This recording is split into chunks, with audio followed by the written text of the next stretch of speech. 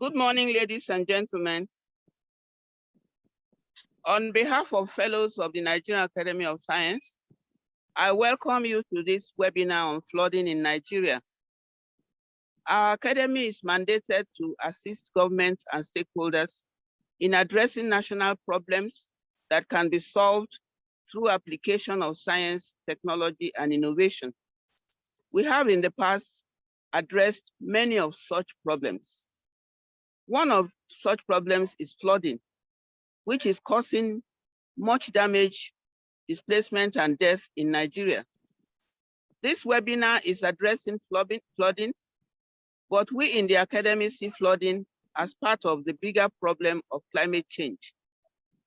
We are very much interested in being part of any movement that addresses climate change.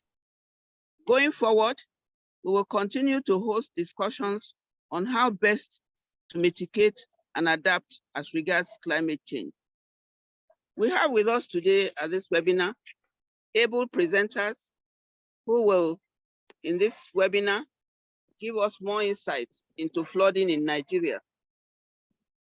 I wish you all a pleasant experience at this webinar as I hand over to the moderator of the webinar. Thank you very much. I thank you for listening.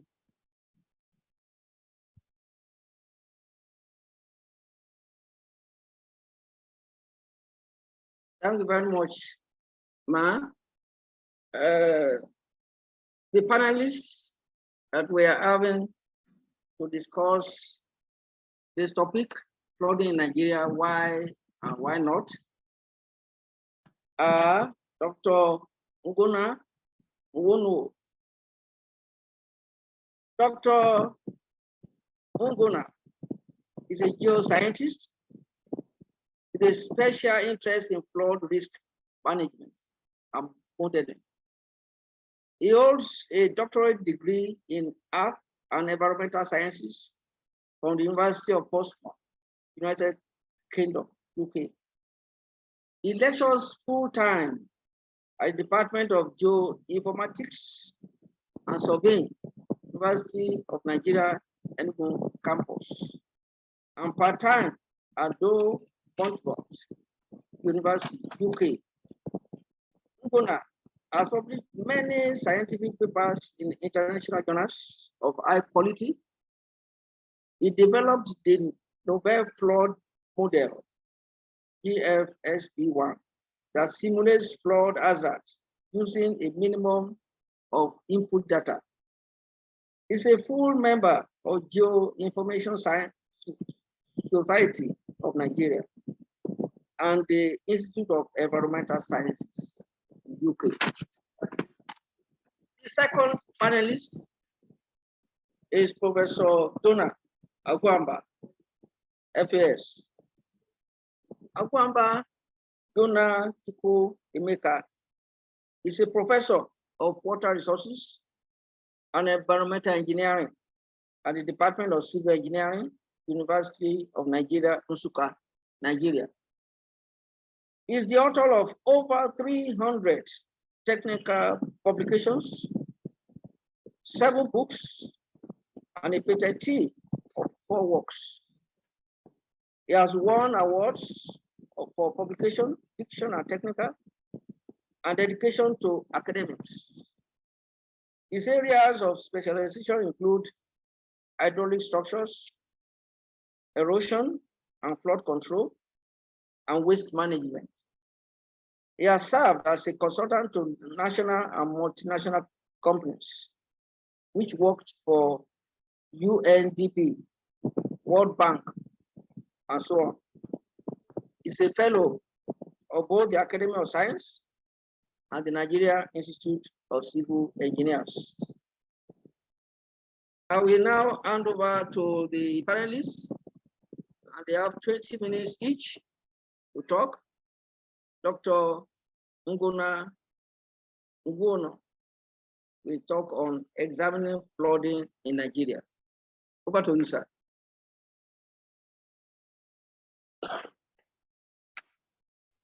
Thank you very much, Professors Ekanem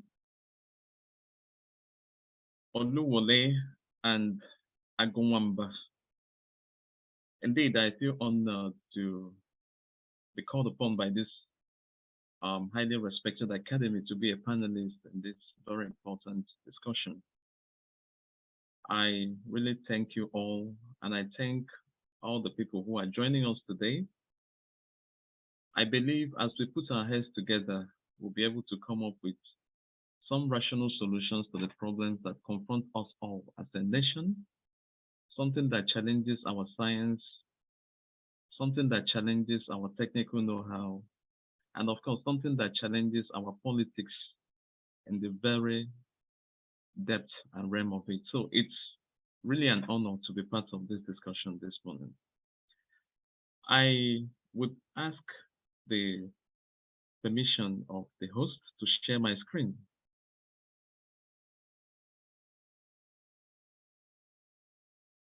Okay.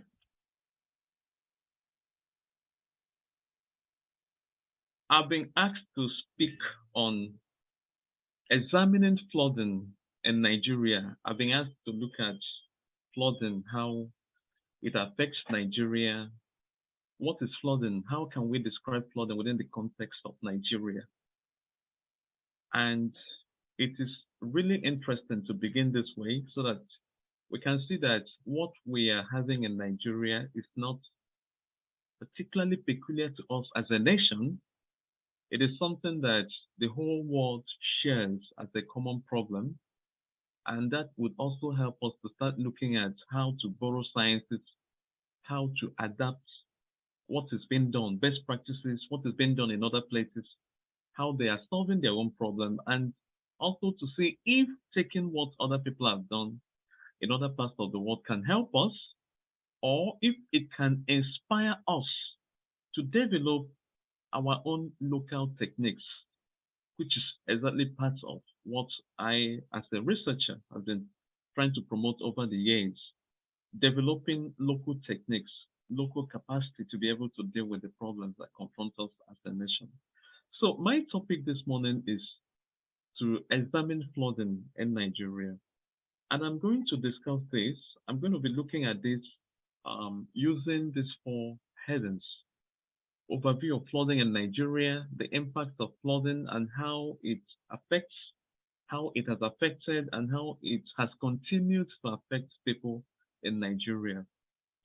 And I will look at what have been the current responses, and then I'll make a few recommendations from best practices all over the world. I have compiled a few pictures which everyone can find easily from Google Image. These pictures tell us a lot of stories about flooding, more than 1,000 stories, of course, how flooding, what flooding is in Nigeria. Of course, we know conceptually flooding is just the presence of water in places where water should not normally be.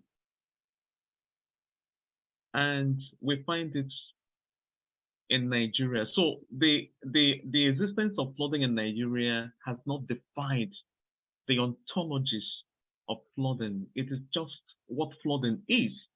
So what we say in Nigeria is flooding in its basic sense, in its first principle, in its clearest observation, that's flooding.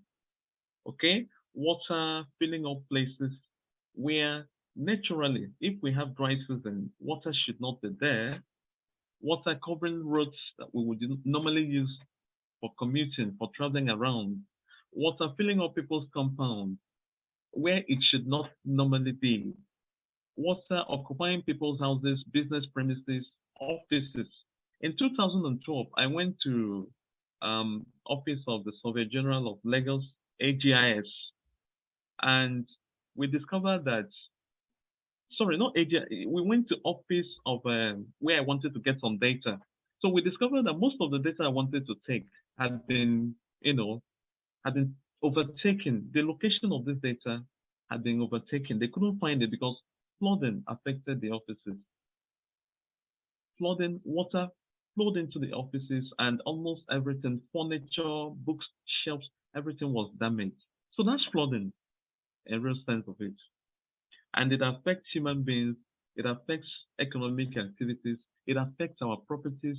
It affects our ecology, our environment, and everything that we call assets to the country. Now, there are very interesting facts and realities I want to share with us, when it comes to flooding in Nigeria. Number one is that flooding in Nigeria occurs annually between April and November. Sometimes it could start May or June, but just between April and November. So everywhere in Nigeria, sometimes it could not be everywhere in the country, but some places within the country could experience flooding. But then we should know that flooding happens annually in Lagos, in the coast, somewhere around the confluence where River Niger touches River Benue and then flows down to the Delta. So flooding happens annually.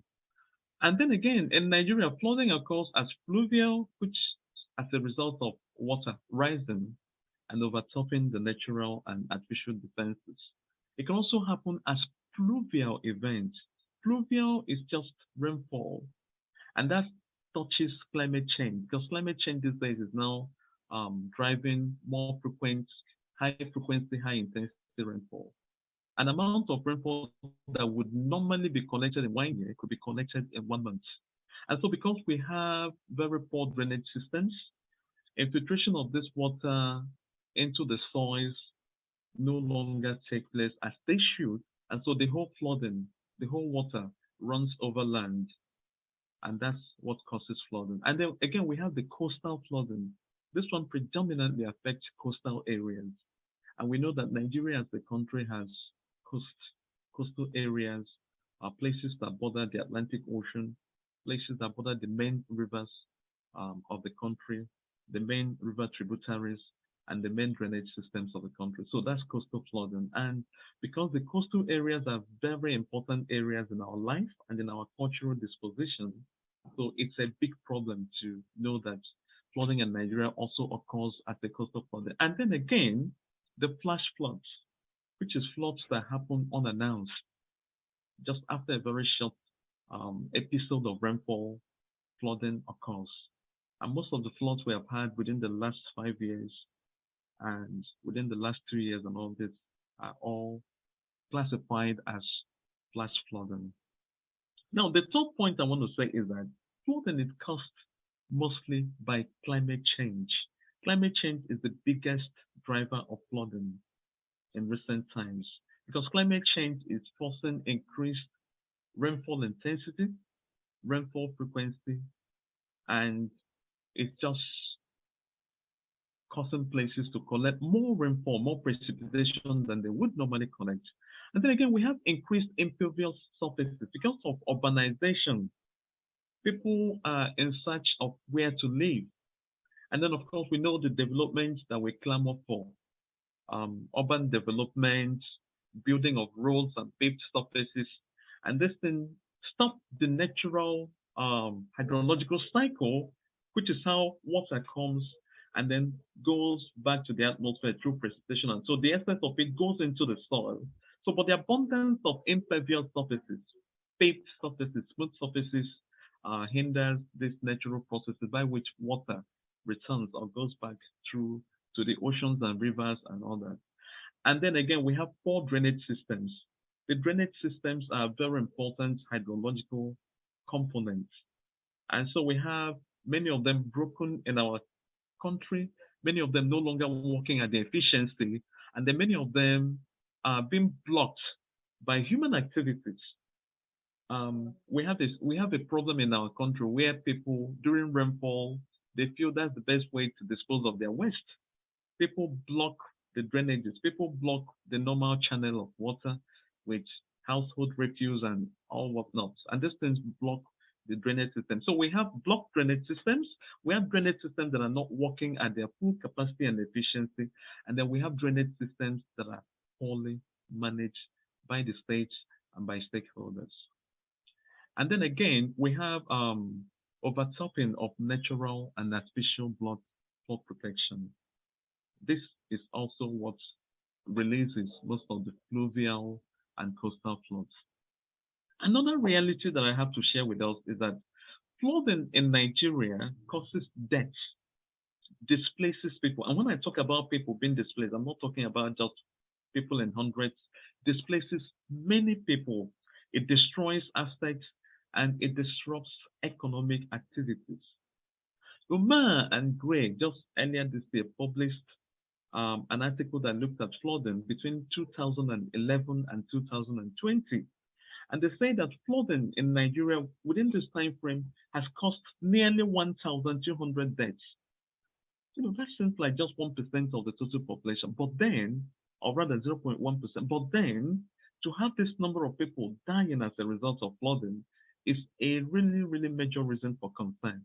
Now, at the same time, there was severe properties damage estimated at over 900 million United States dollars. That's cause for alarm. Then again, this year, what is happening, which is as a result of the Cameroon opening their dam and Nigeria not being able to contain the excess water. Now, this flooding that has happened between May and possibly still affecting a lot of people within the northwestern region of Nigeria and places within the upper side of the southeast, has displaced 1.4 million people, killed over 600 people, injured over 2,400 persons, damaged about 82,000 houses, and now over 332 hectares of land is almost being washed away. What worries me is that this could be people's farms, and so we are looking at a future that we might possibly expect hunger and food insecurity.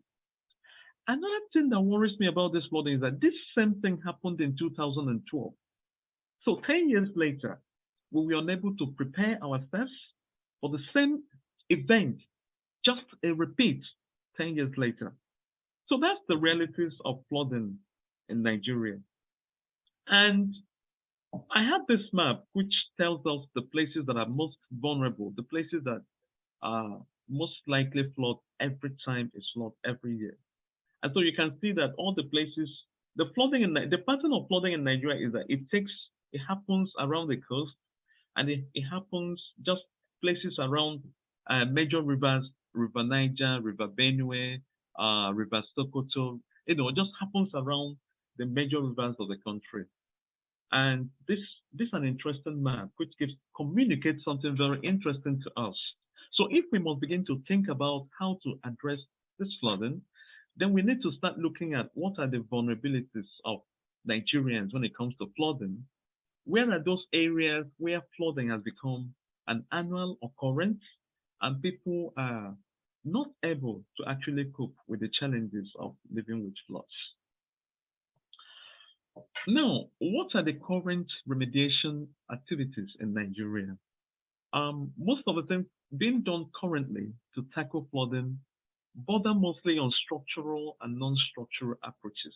These things are good because they tell us the limitations in our local science and open our eyes, enlighten us on the things we need to do to be able to widen our strength and our capacity to be able to deal with flooding. So, we look at trying to repair some of the broken drainage systems, trying to construct bridges, trying to put up some engineering works, enhance our flood defenses around the major rivers and the major coastal areas of Nigeria. And then again, I know there are institutional efforts like the Nigerian Hydrological Services Agency, which does what's flood outlook every year, and that's some kind of giving people strong early warning of flooding, and that's very good. And the federal government through NEMA, through other agencies are also doing things, and states on their own. I have done a lot of research in flooding in Lagos, so states on their own are also doing things, but it's the problem there is being able to bring all these efforts together, because it looks like they're all fragmented. Being able to bring everything together and to have a common national attitude towards tackling flooding in Nigeria. I know places in the East, different state governors are doing something, setting up protocols, trying to bolster their flood risk management strategies. But these things are all within localized.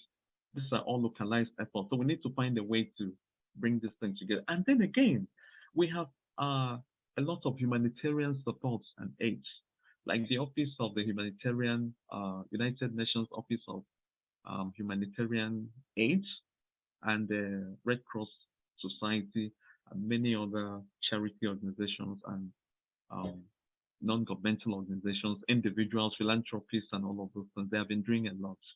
But when you look at this, you just discover that even though these things have been done, being able to tackle flood in Nigeria is still something that we need to look into. What we are not doing, what we still need to do, what are the gaps and the things we are doing currently? Why are the things we are doing currently not able to meet the growing challenges of flooding within the country? So these are the areas that have caused major discussions. Now, when you look at the major discussions in the current literature and try to juxtapose it with current efforts in Nigeria, major discussions are looking at how to increase human and social economic capacity, because vulnerability to climate change is also increasing human and social, environmental, and economic vulnerability to flooding. And again, Nigeria's own peculiar problem borders on the fact that Nigeria has a very growing population. Nigeria also has a very growing urban areas. In fact, it is being estimated that by 2050, Nigeria might lead the global population growth. And this year we had the 8 billion person within the Asian countries. It is very possible that by the time we'll be getting the 10th billion person in the world could come from Nigeria. Who knows? So that tells us that population growth and urbanization are two forces that we need to find a way to manage if we can combat flooding both now and in the future. Now, another issue in the research is that there is lack of access to developmental infrastructure. And because flooding in Nigeria is also causing inadequate access to public and social amenities, it constrains communities' resilience and capacity to cope with flooding. Underdevelopment and the high rate of poverty expose more and more people to various activities that increase the chance of urban flooding. Because the population is growing, and many people who are within this population context don't have money. We still have problem with our land reform. Not everyone in Nigeria has access to land to be able to build their own homes. And even the people who are just working to earn a living on a daily basis are struggling with rent and access to good life. So that means that we'll have a lot of people living in informal development places within the flood-prone areas. And in Lagos alone, there are different clusters of flood-prone areas being discovered. So that tells you that the vulnerability to flooding touches on everyday life of Nigerians. We are not able to feed, so we need to find a way to look for food. We are not able to do certain things that can enhance our living, so we need to find a way to solve these problems. And that pushes us into doing things that kill the environment, that affect the ability of the environment, the ability of the ecosystem to recycle things on its own. That also forces us to doing things that would not give room for water. We don't make room for water. And because water is, in every battle with water, water cannot compromise. So the best thing we can do is to find a way to make room for water. And the lifestyle of millions and millions of Nigerians is not doing that. We build on flood-prone areas. We do everything we can. Our urban areas are full of plastics that are non-biodegradable. And when these things move and enter into the drainage systems, they block them. We do a lot of economic activities that people don't even think about the consequences, the environmental consequences, the ecological consequences. And our politics is not even advanced enough to be able to teach people the right citizenship approach to living in a world that is saddled and riddled with issues like this. Now, let's look at flood risk management and flood disaster management. In the current literature, approaches to tackle flooding takes an aspect of flood risk management. I mean, this concept of living with floods and not fighting them, I will still talk about that. But when you look at what Nigeria is doing, everything about our current effort to tackle flooding, and try to look at it from the risk management perspective, which is identify, respond, monitor, plan, and analyze flooding. Are we doing enough? And then again, when you look at disaster management cycle, where you talk about preparedness, mitigation, response, rescue, and recovery, are we really doing enough? So we need to juxtapose what we are doing with what is the way out of this problem. The way out of this problem is to be able to have a flood risk management strategy, robust, and which gives us the best science and innovation to be able to manage flooding. And that has to look at how are we responding? Are we able to identify using current techniques and current technology, using current approaches? Are we able to identify the places that are most vulnerable to flooding? Are we able to analyze flooding?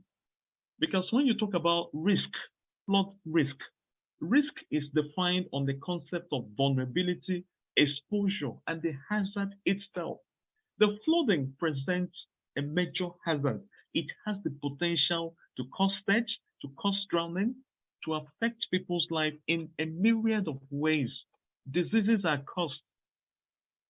So, and water is contaminated. As this water moves into places where sanitation facilities are not properly harmonized, it releases water, dirty water, into other sources of, normal drinking water. So it causes a lot of problems. So flooding itself is hazard. And how to analyze this hazard is to know the different return periods, to know what we're expecting, to analyze it in terms of the water height, the water depth, the water extent, and then, of course, the flow velocity. Have we reached the point that we're able to analyze flooding, all the historic flooding, using frequency data and everything that we have? Are we able to analyze all the flooding that has happened to be able to get something very close to the true value of water depth, water extent, and then flow velocity? What about the plans? We need plans. We need to monitor these things. We need to set up early warning systems. Yes, Nigerian Hydrological Services is doing well, and it's now coming to a point where we can believe this prediction with a certain degree of certainty. Tell us the uncertainty so that we can interpret it using every possible ways to tell our people that with this measure of uncertainty, you are likely to expect flooding, or you are not likely to expect flooding, like it happens in UK and other parts of the world. And then again, how do we respond? But when I look at both disaster management strategies and then the flood risk management strategies, I think we are still away, very much miles and miles away from the real thing. And then when you now look at the current problem, which is recovery, many people who suffered from the flooding of 2012 are still struggling to recover. And now we have 2022. So you have 2 minutes. Okay, now another thing I want to talk about is this idea of living with floods and not fighting them. The United Nations Disaster Risk Reduction Strategy. So we need to reduce vulnerabilities. We need to manage the major drivers of flood risk. And then we need to find a way to enhance science to promote and more accurate early warning and flood risk communication, so that way we're increasing our societal resiliences and coping capacities. And now, when I want to make recommendations as to what we need to do, I always like to learn from Netherlands. Today, Netherlands has one of the best flood risk management approaches, not just because they have the Delta Works. The Delta Works is able to protect a country that has almost 50% of its land hanging at an elevation which is about 1 meter above sea level. So the whole country seems to have exposure and vulnerability to it, but they have done a lot.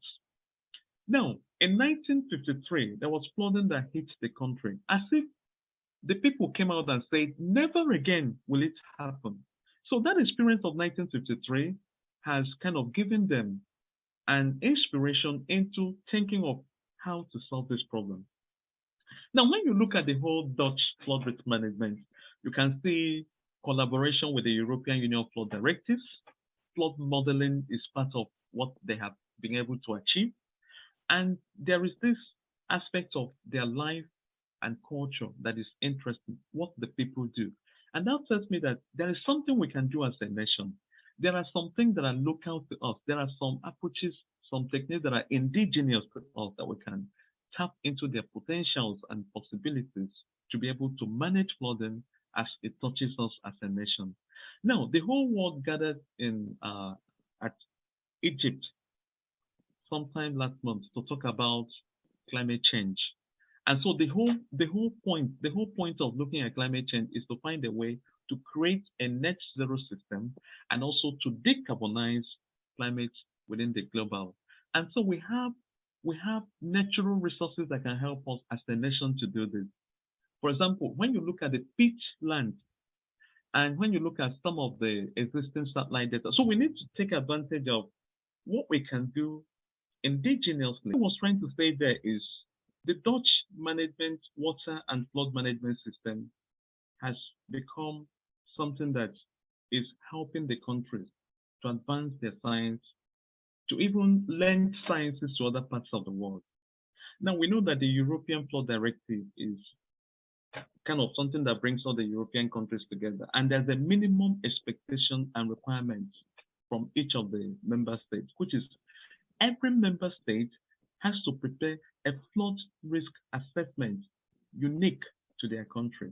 And then the whole Europe gathered together and then created one protocol, one directive that governs everything that happens within Europe. Now, flooding is also something that connects different countries. Now we have flooding kind of by virtue of risk is now connecting us with Cameroon.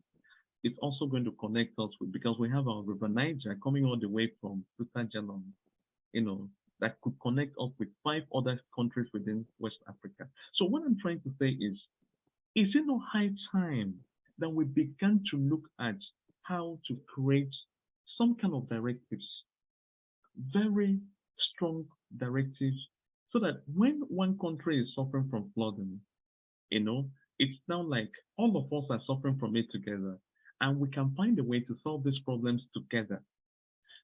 Nigeria, as of now, doesn't have a flood risk assessment, and that's very pathetic.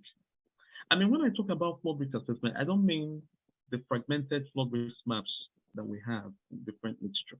I'm talking about having a flood risk assessment where we can know the different return periods, the different risk levels, the different vulnerable areas, the different places that are exposed to several different return periods of flooding. And that can help us in policy and planning.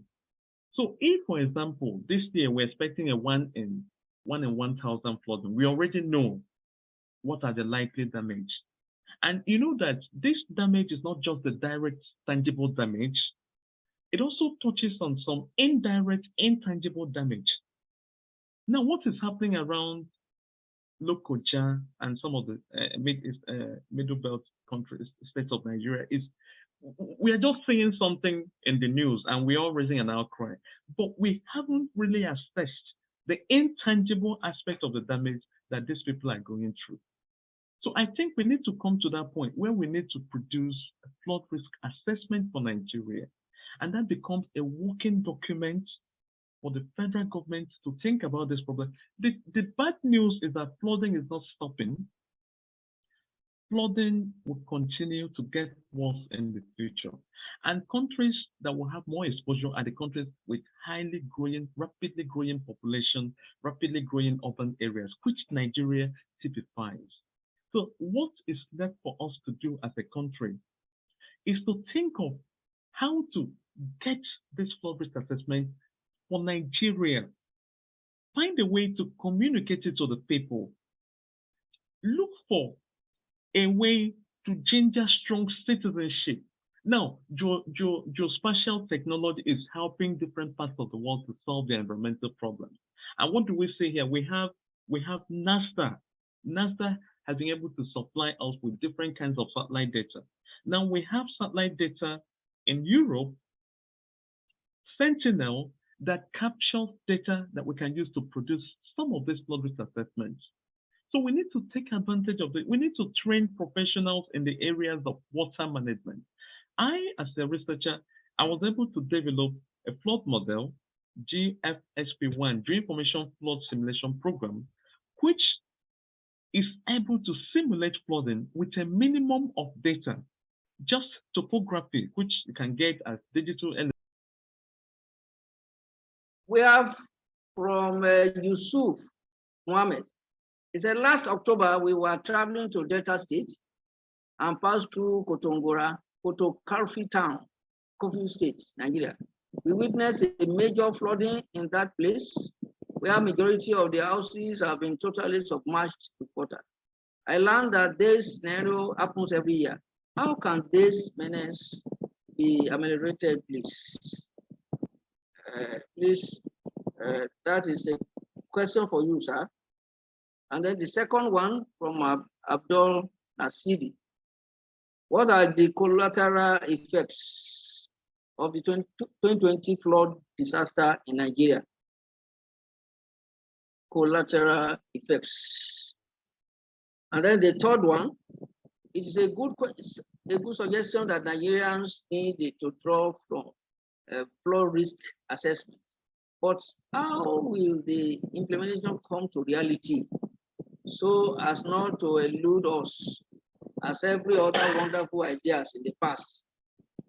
That's from Francisca Okeke. Please, can you just respond to these three? Dr. Ugonna. Okay. Thank you very much, Professor Oluwole, and thank you for these questions. What happened? The place, say, traveling to Delta State and pass through Kotokarfi town. Okay, now because it happens annually, how can we? One thing you need to know about flooding is that you can't fight flooding. In fact, the idea of United Nations Disaster Risk Management is living with floods and not fighting them. So two things we can do is to mitigate the vulnerabilities. Okay. And then secondly is to increase the coping capacity, the resilience of the people who are being affected. To mitigate the vulnerabilities, the first thing you need to do there is who are the ones living there? And that now asks the question, what is the flood risk assessment? What do we know? Apart from the literal perception, apart from what has been seen, houses submerged, and this thing has been happening, what is the economic impact of the flooding? What is the environmental impact? What is the social impact? So when you have assessed this flooding, then the next step is to now find a way, because policy and politics comes in here. Science also comes in. The people, when you look at the economic impact, how can we help them? Is it to give them money, or is it to help them to replace their houses? If it is farmland, what do we do about the crops that have been wasted? That's the aspect of getting the risk assessment and then getting the policy and the policies to deal with it, the social, the economic, and all of those things. Then the second thing is now to help the people, to give them a coping capacity, to build their resilience, so that in the future, there are some engineering approaches to this, some structural approaches. The houses can be reinforced, so that based on the water depth of the recorded floods, the houses can be reinforced to be able to withstand any of such flood return periods in the future.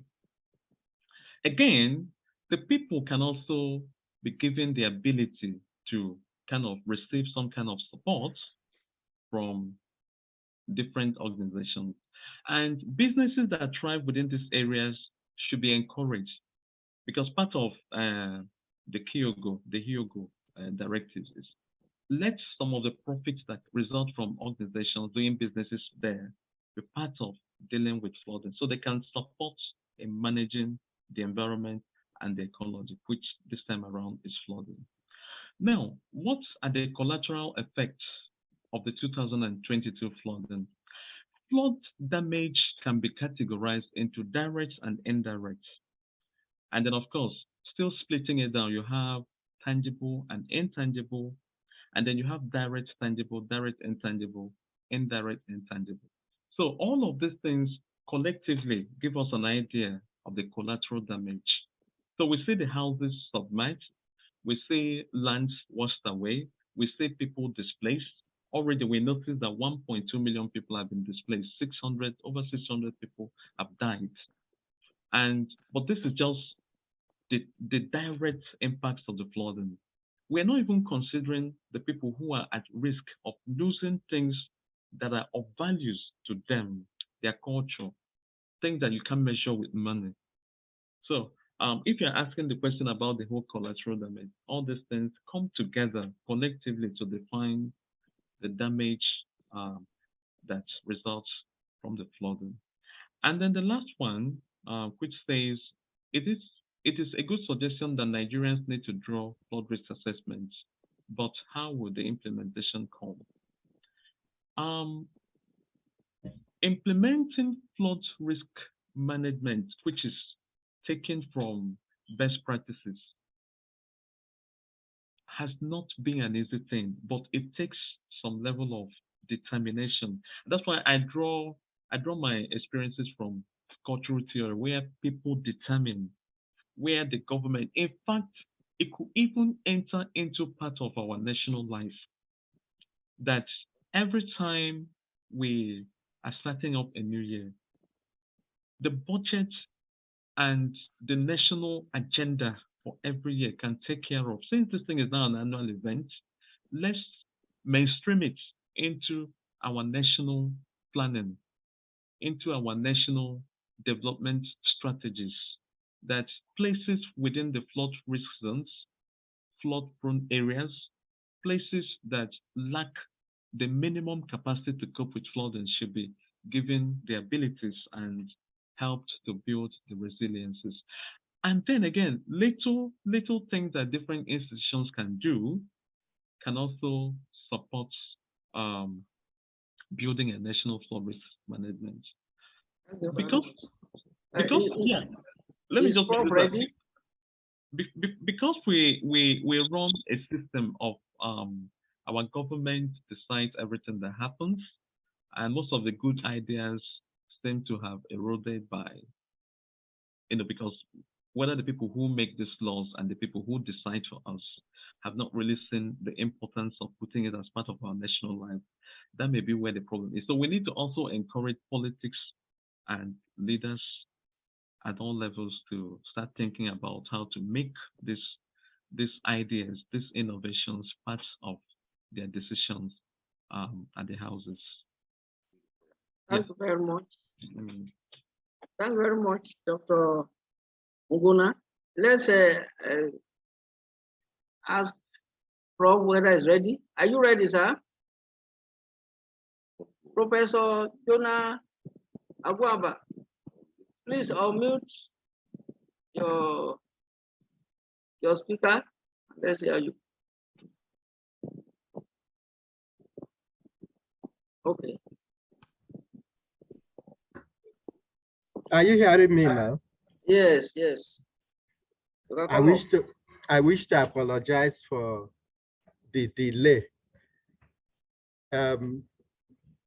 There was no light, and so there was disruption in the connection. Please pardon me. I want to thank you for inviting me for this presentation. I want to thank the president of the Nigerian Academy of Science, the organizers of this program, Professor Oluwole Agbede, and the panelists.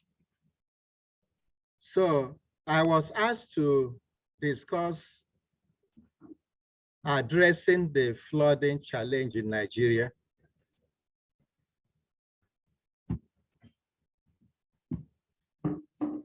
My fellow panelists, Dr. Ugonna, Nkwunonwo, has already talked about several issues that are militating against finding a permanent solution to the flooding issues in Nigeria. Hello, sir. Sorry to interrupt you. Kindly put it on slideshow, sir, so that we can see the screen very much. On slideshow, sir. The destructions, the death, the impact of flooding in Nigeria. Because of time, we may not talk about those ones again. He also discussed the devastating impacts of flooding in Nigeria. Loss of life, citation, hazards from wash-off, commingled refuse, mass migration of people, food shortages, shortage of clean water supply, and the rest of them. Now we look at some of the factors that contribute to flooding. Generally, they are divided into the natural and the anthropogenic causes. The natural factors are mainly due to heavy rainfall, which is a combination of meteorological and hydrological extreme events. We have all the anthropogenic or human factors. So we have encroachment on waterways. We have some construction activities, like whenever you create impervious surfaces, like the removal of vegetation, paving of your compounds with hard concrete, unplanned growth and development in floodplains, settling in areas that are highly prone to flooding, lack of flood defense mechanisms, land use changes, and inadequate dumping, inadequate drainage systems. All these contribute to flooding. We have also other factors which we cannot discuss now because of time. But how do we handle these problems? What is the best way to handle these problems? These problems should not be tackled with end-of-pipe approaches. You see, we wait until problems happen and then we begin to tackle them. There has to be systematic, proactive, and consistent method of approaching these things.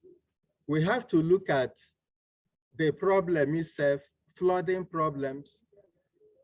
We have to know the areas where they occur, and we have to look at whether we should adopt some proactive methods in order to checkmate these problems.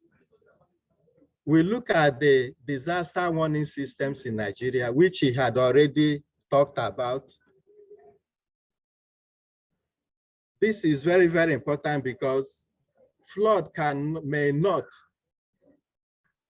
be prevented from happening completely. So the people who might be affected should be warned ahead of time. Here we have a diagram in figure 4.1, talking about communication of flood warning. So this flood warning has to be, the source has to be credible, the message clearly stated, communicated through the appropriate channel to a clearly defined audience. So, but it's not enough to really, communicate to the end users. The end users, especially the government, must be ready to act on the information. So the last incident we had, that is the few months ago, we were terrified by immense flood. As far back as February, it was said that information was communicated to the government and they didn't act on it. And so the flooding came and disrupted so many things. So we have also sustainability measures. Some of the issues we are discussing have to do with sustainability. When somebody or people, communities build on floodplains, what do we expect? At the end of the day, the flood will come and it will destroy the people there. So there's the need to demolish all those structures that are blocking waterways. Water must have its course. There is nothing we can do about it. We must respect water in that aspect. It must have its course. So the issue is that how do we plan to avoid building on floodplains? We also have some benefits of flooding. Sometimes we look at it as if flooding has no benefit. Flooding has a lot of benefits. We should try and find ways of utilizing flooding for farming and other uses. In sub-Saharan Africa, an estimated 25 million hectares are already being irrigated with floods in various ways. About 50 million people is assumed to participate directly and benefit from flood-based farming. Other benefits of flood include maintenance of the ecosystem and sustainable development. There are areas that require, crops that require much water. We can research to know these crops and then plant them in those areas and boost agriculture by so doing. Of course, water is used to recharge groundwater, which has been depleted over time for water supply, potable water supply. Then you have also other adaptive measures. You see, climate change is with us. We have to agree. Due to emissions of greenhouse gases and human activities, we have climate change with us. It is estimated that there will continue to be flooding in some regions of Nigeria and droughts in some others. Civil engineers are often involved in creating adaptive structures to checkmate flooding. There are two aspects where civil engineers can really help. One is with respect to designing hydraulic structures. All the waterways you know of, they belong to the civil engineering profession. They design these things. So how do climate change impact on this? It has been shown that climate change, study done in the eastern part of the country, especially Enugu, that it can contribute to 1.68 meter cube per second That's climate change alone. So we need to rise up to know the impact of climate change on runoff, on the quantity of water that are generated. It is no longer adequate designing structures based on the previous things we know.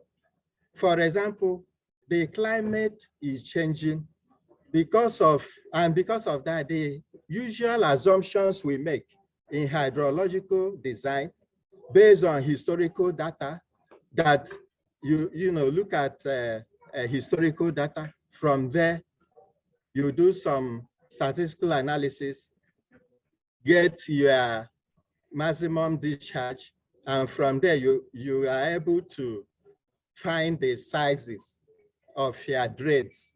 That is no more sustainable. That is no more right. It's no longer the right thing to do, because that is based on the assumption that hydrological data is stationary. In other words, it does not change as far as, you know, the mean and the standard deviation is concerned. And so when you do that, you can use it to do your design. So you see, that calls for a lot of studies to find out the new models to use, so that it's not after designing, the channels will overflow.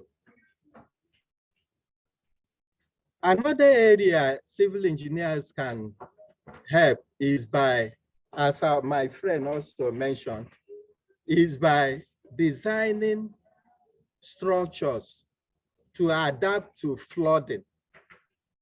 You remember the Noah's Ark in the Bible. God told Noah to build an ark. And that ark, the technology he used there, made the ark to float in water. Even when the flood, as the flood was coming and rising, the building was rising. You see, we need such technology so that as the flood comes, the water, the structure can still, you know, stay without being destroyed. So our own may not be floating and going everywhere. Otherwise, the structure will end up, we find our house in another state. But we can fortify the structure so that the water can flow even under the structure, depending on the water depth. So the architects and engineers need to evolve unique design approaches for adaptation to flood-prone areas. Now, how do we move forward? So here I have some recommendations to make, but we should bear in mind that we must adopt systematic, proactive, holistic, and comprehensive approach in solving this. It's not when flood happens, we think of what to do. So we need to construct adequate channels, dams, major impounded reservoirs along major rivers.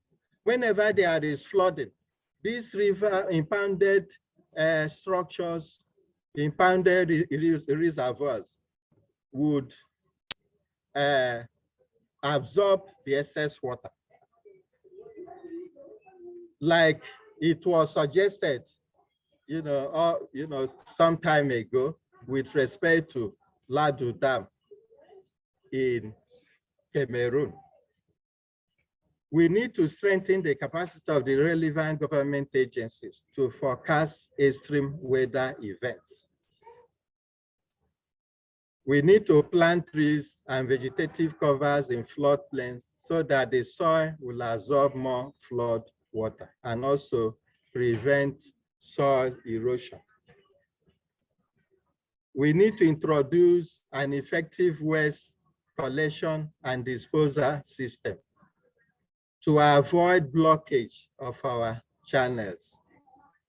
We need to formulate policies for efficient use of our floodplains whether for agricultural uses or other uses. And of course, we need to demolish illegal structures that are already on the floodplain. We need to adopt dredging in order to enlarge the capacity of the rivers we have to take in more water. Since we know that the Cameroonians are always releasing water from their dam, we need to get them to be more committed in informing us on time before they make such releases. Of course, we will not just depend on this. I've mentioned that we should also look at our rivers. Some of our rivers are seated with sediments from the catchment areas. These sediments block, reduce the capacity of these rivers. So we need to look at all this holistically. It's not enough waiting for the Cameroon whenever they open that and that. We can absorb even that amount of water if we plan it very well.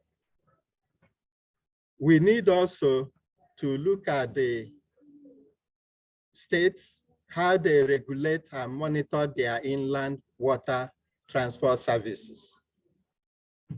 We need to seriously educate people about the danger of throwing refuse into our drains. Perhaps we need to do a lot of prosecuting these people, who do these things.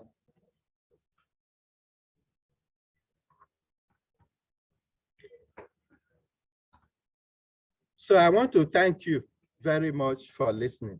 Once again, I want to apologize for all the delays here and there. Thank you very much. We want you to, we are now in discussion. We have answered about 3 questions. The last question will be thrown to you. And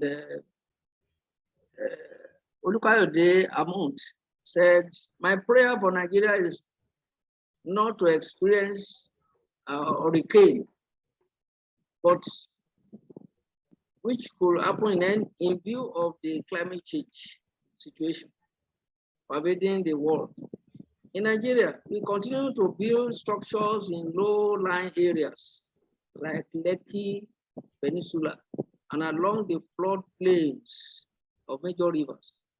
What are we doing in terms of advocacy to educate developers and policymakers on the looming danger of an extreme weather condition in these areas? Can we just respond to this, sir? Thank you. Thank you very much. This is a very, very important question.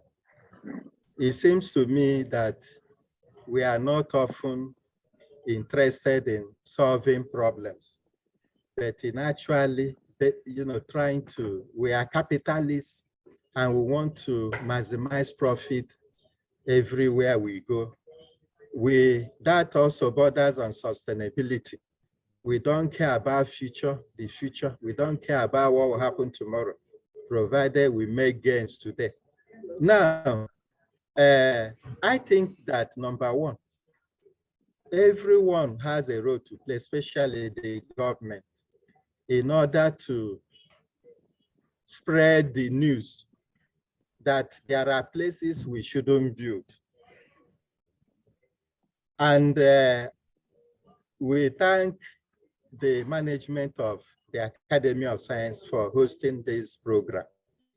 Such things should be done more frequently.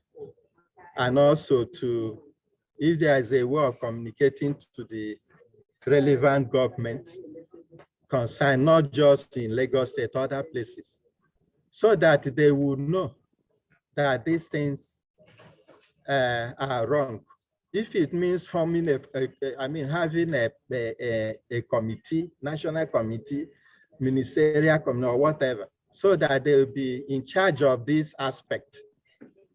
So that these people, on the part of engineers, we can look at some of those structures and see how we can put in place.